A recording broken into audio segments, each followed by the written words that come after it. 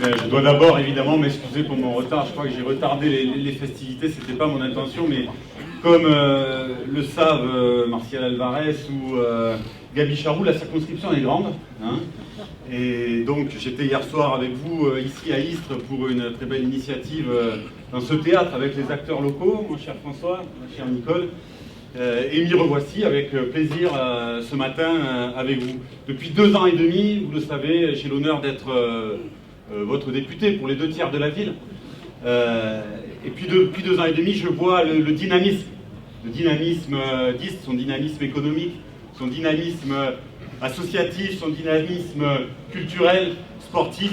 Et dans ce dynamisme, l'équipe municipale tient toute sa place. J'ai apprécié, cher François, cher Nicole également, votre dévouement, le dévouement de l'équipe pour la ville, pour Istres, pour ses habitantes et ses habitants. C'est des femmes et des hommes que je rencontre très très souvent sur le terrain, à chaque occasion qui peut se présenter. Et j'ai pu apprécier également avec mes amis les idées, les valeurs que nous avons en commun, celles du progrès social, démocratique, écologique, et qui sont mises en acte à l'échelle de la ville, en faveur du droit à la santé, en faveur du droit à l'éducation, en faveur du droit au transport, en faveur également des droits de nos anciens, de nos aînés. Vous le savez, on rencontre dans la société, c'est le cas aussi à Istres, d'immenses attentes sociales face aux inégalités, face au mal-vivre. Une ville ne peut pas tout, mais elle peut refuser la fatalité. Elle peut agir, faire appel au meilleur de chacune et de chacun, refuser le chacun pour soi. Refuser le chacun pour soi, c'est permettre aussi à chacune et à chacun de pouvoir dire j'existe, de pouvoir exister, sans en faire pour autant une pierre jetée dans le jardin du voisin ou sur le voisin lui-même, mais au contraire une pierre qu'on apporte à la construction commune. Moi j'attache une importance particulière, vous le savez, au bien commun.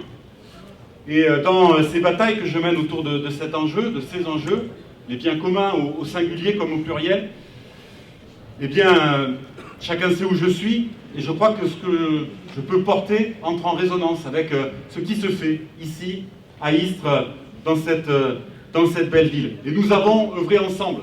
Nous avons œuvré ensemble pour les temps de Berre. Nous avons œuvré ensemble, mon cher François, nous nous sommes même retrouvés à Paris pour cela, pour le pôle aéronautique.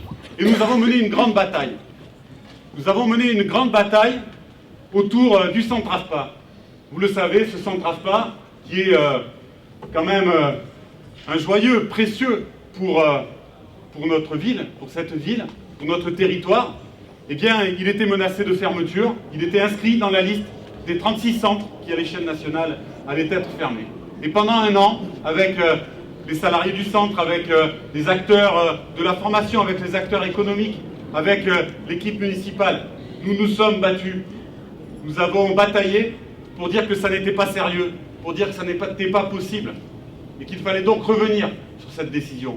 Et il y a quelques jours de cela, eh bien, nous avons obtenu gain de cause. La directrice générale est venue ici écouter celles et ceux que nous avions bien voulu rassembler ensemble, mon cher François. Et cette bataille est une bataille que nous avons gagnée, et je crois que c'est une très très bonne nouvelle pour la ville d'Istres et pour notre territoire.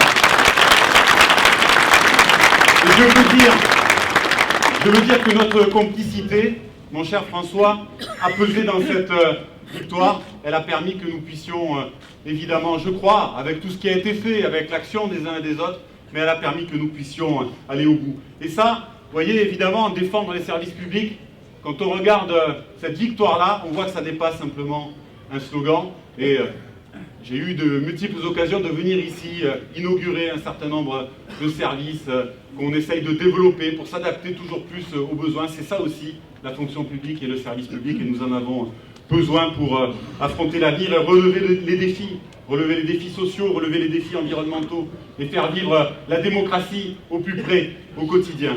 Voilà, donc une équipe municipale, ça compte dans une ville, ça compte pour vivre ensemble. Et nous sommes, ça a été dit avant moi par Gaby Charroux, ça a été dit par Vincent Lemassu, nous sommes dans une période où il y a des fragilités, où il y a des divisions qui s'affirment, où il y a des fractures qui s'affirment et où certains essayent d'en profiter, de les attiser. On voit bien que des forces dangereuses, dont le fonds de commerce sont la discrimination, le rejet de l'autre, essayent de pousser les feux, de s'installer.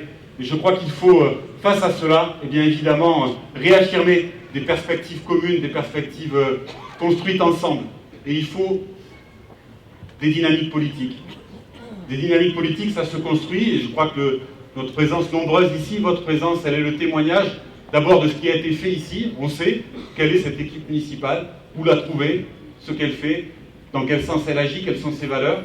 Et nous avons besoin, moi j'appelle en tout cas, au rassemblement large pour essayer de créer la meilleure dynamique possible et repousser les offensives de celles et ceux qui voudraient aller à contresens de l'histoire. Donc voilà, c'est le sens de ma présence ici. Je suis très heureux de partager ce moment avec vous, mon cher François, ma chère Nicole, toute votre équipe et vous toutes et vous tous ici présents.